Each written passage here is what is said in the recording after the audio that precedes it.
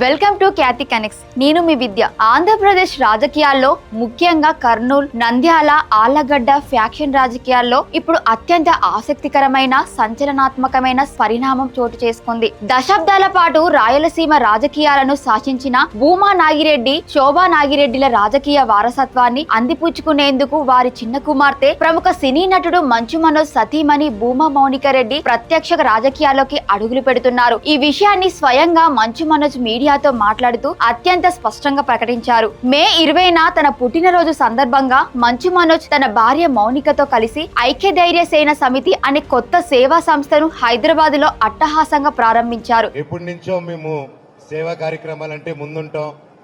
10 మందికి ఎప్పుడు ఏ అవసరం ఉన్నా ముందుంటాం. నేను గాని నా సతీమణి మౌనిక గాని మాకు చిన్నప్పటి నుంచి మా పెద్దల దగ్గర నుంచి నేర్చుకుంది 10 మందికి నిలబడ్డాం. అదొకటి బలంగా నేర్చుకున్నాం.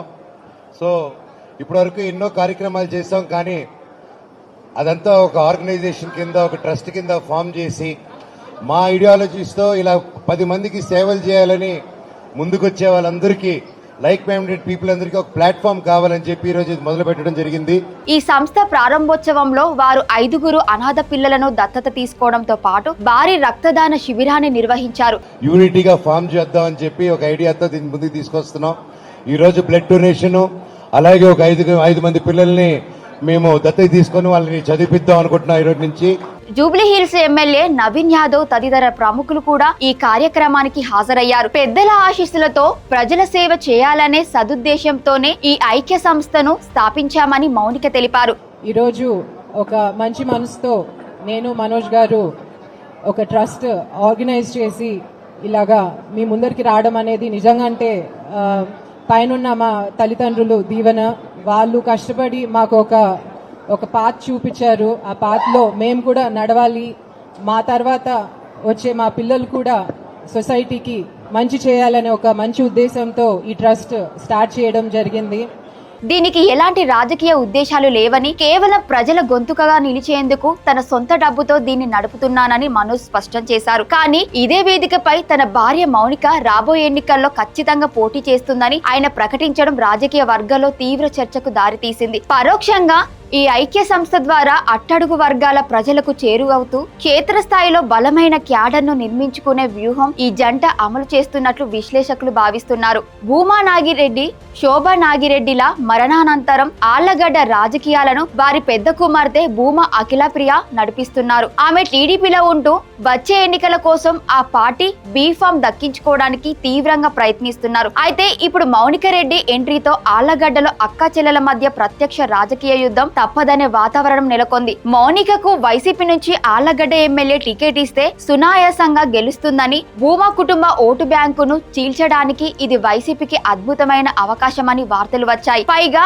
అఖిలప్రియ మరియు మౌనికల సొంత మామ ఆళ్లగడ్డ రాజకీయాల్లో కీలక చక్ర తిప్పే ఎస్వి సుబ్బారెడ్డి ప్రస్తుతం వైసీపీలో ఉండటం కూడా మౌనికకు బాగా కలిసి వచ్చే అంశమని రాజకీయ వర్గాల్లో చర్చ జరుగుతోంది. అయితే రాజకీయాల్లో ఎప్పుడు ఏం జరుగుతుందో ఎవరు ఊహించలేరు. 2019లో సీఎం వైఎస్ జగన్మోహన్ రెడ్డి ఆధ్వర్యంలో మంచు మోహన్ బాబు, మంచు మనోజ్ వైసీపీలో చేరారు. ఆ సాన్నిహిత్యంతో మౌనికకు వైసీపీ టికెట్ ఖాయమనుకుంటున్న తరుణంలో మనోజ్ ఒక సంచలన వ్యాఖ్య చేశారు. సొంత చెల్లికి సాయం చేయని వాడు మీకేం చేస్తాడు అంటూ వైఎస్ జగన్ ను ఉద్దేశించి ఆయన చేసిన పరోక్ష వ్యాఖ్యలు ఏపీ పాలిటిక్స్ లో పెను దుమారం రేపుతున్నాయి. వాళ్ళ ఫ్యామిలీకే హెల్ప్ చేయని వాళ్ళు, వాళ్ళ చుట్టుపక్కల వాళ్ళకి హెల్ప్ చేయని వాళ్ళు మీకేం హెల్ప్ చేస్తారు?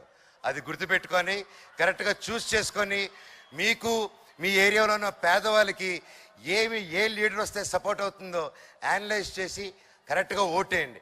ఈ వ్యాఖ్యలను బట్టి చూస్తే వైసీపీ నుంచి మౌనిక పోటీ చేసే అవకాశాలు దాదాపు మూసుకుపోయినట్లని స్పష్టమవుతోంది. మరి మౌనిక ప్రయాణం ఎటువైపు?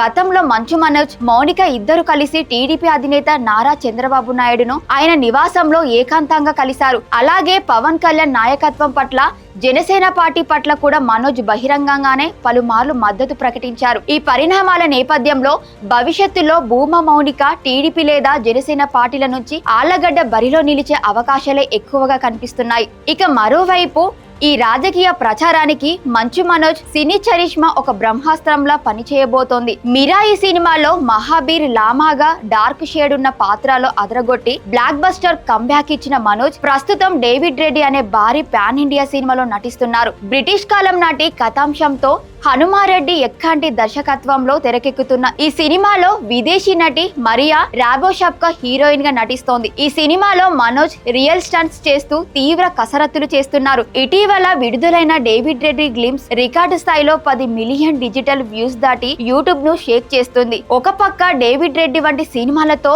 యూత్ లో భారీ ఫాలోయింగ్ తెచ్చుకుంటూ మరోపక్క ఐక్య సంస్థ ద్వారా సేవా కార్యక్రమాలు చేస్తూ ఈ గ్లామర్ మరియు సేవా దృక్పథాన్ని మౌనిక రాజకీయ ప్రచారానికి మళ్లించేందుకు మంచు మనోజ్ పక్కా ప్లాన్ తో ముందుకు వెళ్తున్నారు. రాయలసీమ కంచుకోట లాంటి ఆలగడ్డలో ఒకవైపు భూమా ఫ్యామిలీ బలమైన ఫ్యాక్షన్ వారసత్వం, మరోవైపు మంచు ఫ్యామిలీ గ్లామర్ తోడైతే రాబోయే ఎన్నికల్లో ఆలగడ్డ రాజకీయాలు రాష్ట్ర వ్యాప్తంగా అతిపెద్ద హాట్ టాపిక్ గా మారడం ఖాయం. Thank you for watching Khyati connects.